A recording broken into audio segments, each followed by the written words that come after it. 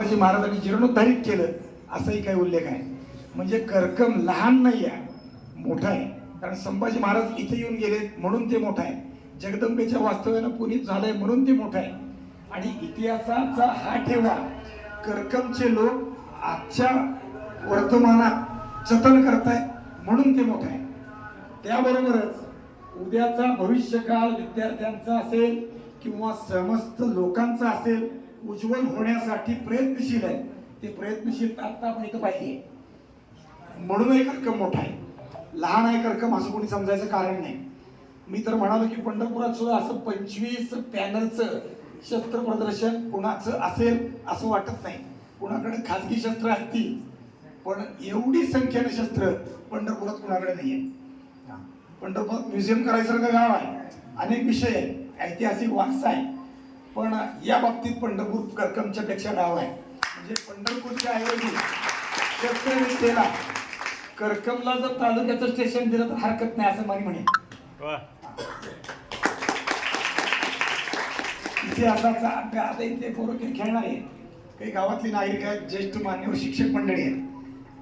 काही गोष्टी अशा असतात की त्या आता काय उपयोग आहे, इतिहासातली जुनी मडी काढून आता काय करायचं आहे असं वाटतं लोकांना.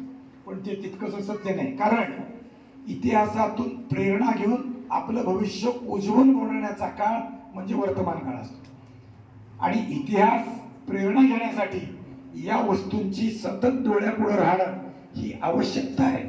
त्यामुळे इतिहास उज्ज्वल होऊ शकतो. शस्त्रेण रक्षती राष्ट्रे शास्त्र चिंता प्रवर्तते असं संस्कृत सुभाषित आहे. राष्ट्राच्या रक्षणासाठी शस्त्राची आवश्यकता आहे. किंबहुना राष्ट्राच्या सीमा शस्त्राच्या धारेवरच आखल्या जातात. त्याशिवाय राष्ट्र संरक्षित होऊ शकत नाही.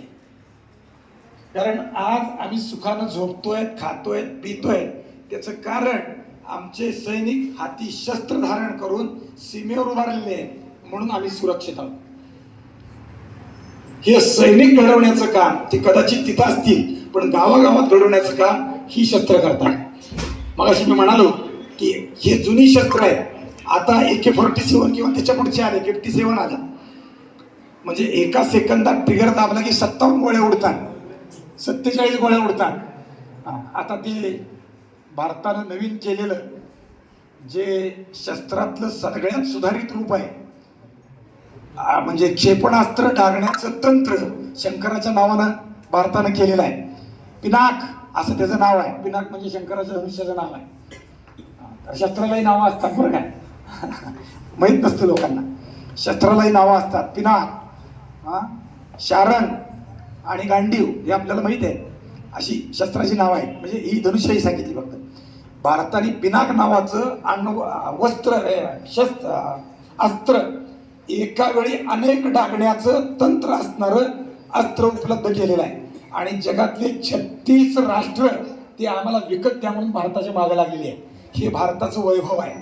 म्हणजे शस्त्र भारताचं वैभव आहे. पण हे अस्त्र डागण्याचं तंत्र ज्यापासून सुरू होतं ती तंत्र इथं सगळी आपल्या मागे लावलेली आहे. त्यातला इथं विटा आहे. शस्त्र आणि अस्त्रात फरक आहे. शस्त्र हातात घेऊन लढायचं असतं त्याला शस्त्र, आणि दुरून टाकायचं असतं त्याला म्हणायचं अस्त्र. सोपं सांगतो. विटा त्या दोन्हीतलं संमिश्र शस्त्र आणि अस्त्र असं आहे. विटा फेकूनही मारता येतो आणि हातात घेऊनही युद्ध लढता येतं. त्याचं सुधारित तंत्र म्हणजे आताचं पिनाक आहे. म्हणजे आमची प्रगती विट्यापासून ते पिनाकापर्यंत झाली आहे हाही विषय आहे. जगात आम्ही शस्त्राच्या बाबतीत आता मागे नाही, मागच्या काळात होतो, पण आता भारत शस्त्रात स्वावलंबी आहे. अनेक अस्त्र भारताने अशी विकसित केलेली आहे की ते जगाकडे नाही. त्या अर्थाने भारत जगात 3ऱ्या क्रमांकावर आहे. हे शस्त्राचं चिंतन आहे. कारण आजचा दिवस खांडेनवमीचा आहे. त्या अर्थाने तो विषय व्यक्त करायचा आहे. म्हणजे खांडेनवमीच्या पूजेला येता का असा फोन केल्यावर मी होईच म्हणालो. नाही म्हणायचं कारण नाही. कारण आपली नाळ, सकल हिंदूंची नाळ जन्मतः शस्त्रानं बांधलेली आहे. आम्ही इतिहासात, पुराणात अनेक गोष्टी ऐकतो, वाचतो, पण वेगळ्या अर्थाने विचार करीत नाही. गणपतीची मुंज झाली, लक्षात येते. मुंज म्हणजे कळतंय ना, बहुतेक लोकांना माहीत असेल. आणि मुंज झाल्यावर प्रत्येक देवतेला भगवान शंकरांनी पार्वतीने आमंत्रण दिलं होतं, त्याप्रमाणे आले. आणि आता पटूला आशीर्वाद द्यायचा असतो. आशीर्वाद नुसता द्यायचा नाही, काहीतरी वस्तू द्यायची, भेट द्यायची. त्यावेळी प्रत्येक देवतांनी आपल्यापाशी असणारी अमोघ शस्त्र गणपतीला दिलेली आहे, भेट म्हणून, आंदण म्हणून, किंवा पुढच्या जीवनात याच्या जीवावर तुला जगायचं आहे त्यासाठी हे धारण कर म्हणून दिलेली आहे. कोणी पाश दिला, कोणी अंकुश दिला, कोणी परशु दिला, कोणी चाप दिला, काय कोणी त्रिशूळ दिला. म्हणजे अनेक देव, इंद्राने वज्र दिलं असं पण उल्लेख आहे. म्हणजे शस्त्राशिवाय जीवन व्यर्थ आहे, यासाठी शस्त्र धारण करणे हेच पहिलं कर्तव्य आहे. कारण म्हणजे आता लौकिक अर्थानं फक्त एक विधी शिल्लक राहिला आहे, बाकी सगळं विसरलंय. दंड धारण मुंजीतला एक विधी आहे. हातात दंड देतात, आता तो पिंपळाचा फोटा देतात दंड म्हणून. पण दंडाचा अर्थ असा आहे की इथून पुढचं आयुष्य तुला तुझ्या भरोश्यावर जगायचंय, तुझ्या शक्तीवर जगायचंय. आणि ते जगत असताना, घरातून बाहेर पडताना दंडाशिवाय राहणं शक्य नाही सर्वार्थानं. कारण गावाच्या बाहेर लगेच वन्य शॉपच असायची. शेतात कामाला गेलं तर जनावर निघतात. त्याला जगायचं असेल तर हातात काठी कमीत कमी आवश्यक आहे. मग पुढची धारण करणं ही पहिल्या पद्धतीनं जाणं आहे. आणि ते दंड धारण करण्याचं लाठीच्या रूपानं आपल्याला आदरणीय राजू अनवते गुरुजी, आता तुम्ही वस्ताद म्हणताय की काय मला माहित नाही, सर म्हणताय, सर म्हणणं नको, सर म्हणलं की परकेपणा येतो. गुरुजी म्हणा, वस्ताद म्हणा चालेल, दादा म्हणा अजून चालेल, ज्येष्ठ बंधू आहेत आपले ते, त्यामुळं हरकत नाही. तर ते तुम्हाला शिकवताय, हे सगळ्यात महत्वाचं आहे. असा शिक्षक असणं फार दुर्मिळ असतं, असा माणूस मिळत नाही. मी थोडंसं यातलं काही शिकलो. ते रामभाऊ जोंधळे नावाचे हिरवडचे वारकरी होते, महिन्याची वारकरी, वास्कराच्या फडावरची, दर महिन्याला यायची. पण या कलेतले ते निष्णात होते, माहीर होते. म्हणजे कोल्हापूर जिल्ह्यात या मर्दानी खेळाच्या स्पर्धा होत होत्या पूर्वी, आता कमी झाल्या, आता पुन्हा सुरू झालेल्या आहे. आणि त्या मर्दानी खेळात रामभाऊ आलेत म्हणलं की बाकीचे पोरं शस्त्र टाकून पळून जात होते. एका स्पर्धेत रामभाऊचा आणि प्रतिस्पर्धेचा फरीगदग्याचा मुकाबला झाला. त्यांच्या तरुणपणात रामभाऊचं सांगते, मुकाबला झाला.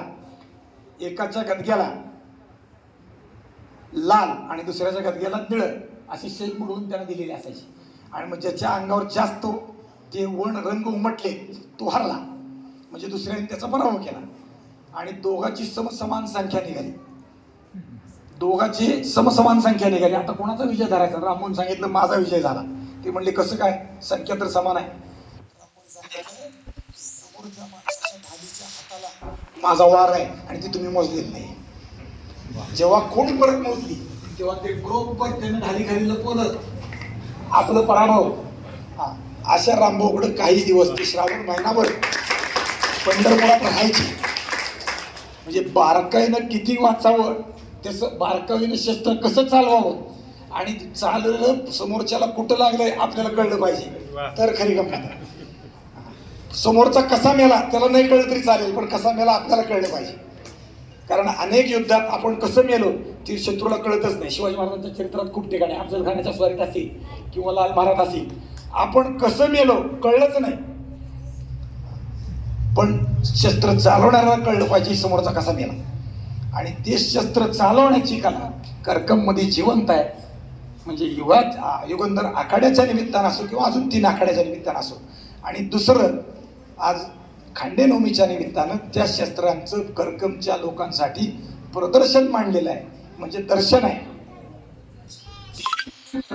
कारण शस्त्राच्या बाबतीत एक गीत आहे, शस्त्रगीत आहे, सावरकरांनी सांगितलंय, शस्त्र स्वतः पुण्य नाही, शस्त्र स्वतः पाप नाही, पण ते चालवणाऱ्याची मानसिकता काय आहे त्याच्यावर शस्त्राचं पाप पुण्य ठरलेलं आहे. छत्रपती शिवाजी महाराजांनी अफजल खान मारला, इतरही लोक खून करतात, पण त्या खुनातली मानसिकता काय आहे? शस्त्र तेच आहे. सूर्य असेल, जंबे असेल, पण त्यातली मानसिकता काय आहे? ते शस्त्र चालवणाऱ्याचे धर्मरक्षणासाठी करणे आटी आम्हासी, ही जेव्हा मानसिकता असते तेव्हा ते शस्त्र पुण्यप्रद असतं. आणि जेव्हा दुसऱ्याचं अहित करण्याची मानसिकता असते, स्वतःचा स्वार्थ साधण्याची मानसिकता असते, तेव्हा ते शस्त्र पाप असतं. शस्त्र तेच आहे, पण चालवणारा कोण आहे आणि कशासाठी चालवतोय तो विषय महत्वाचा आहे. म्हणजे शस्त्राचा नुसतं शस्त्र म्हणून नाही तर धर्मासाठी ते धारण करणं हा विषय महत्त्वाचा आहे.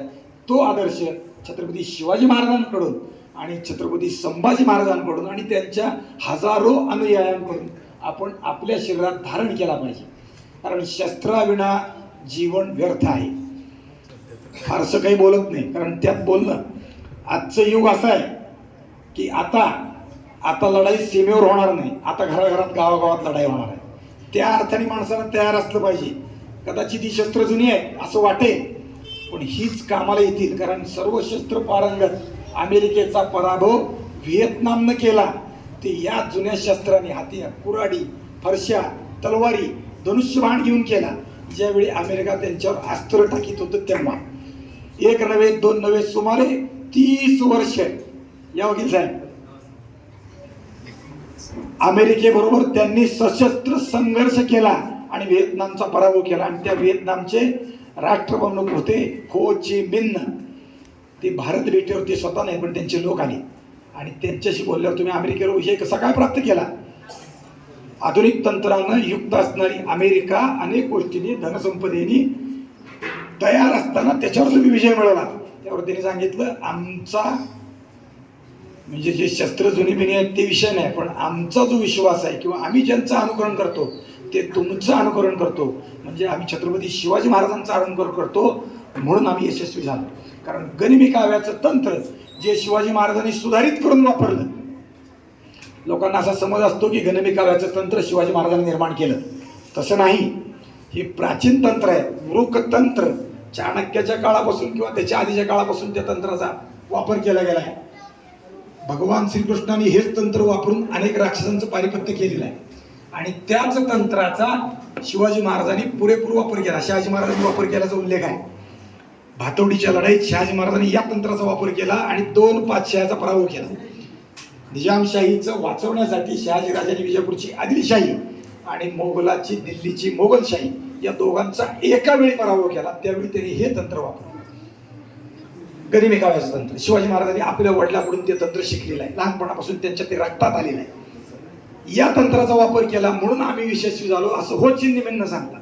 म्हणजे आमच्याकडे आहे त्याची किंमत लोकाला आहे, पण आम्हाला नाही. ती किंमत वाढवण्याचं काम या निमित्तानं शस्त्रनवमी किंवा आजची आयुधनवमी किंवाही तुमच्या आयुष्यात उपयोगी पडणारी आहे. तुम्ही शिका, तुमच्याबरोबर 5-25 लोकांना अजून शिकवा असं आवाहन करतो आणि थांबतो.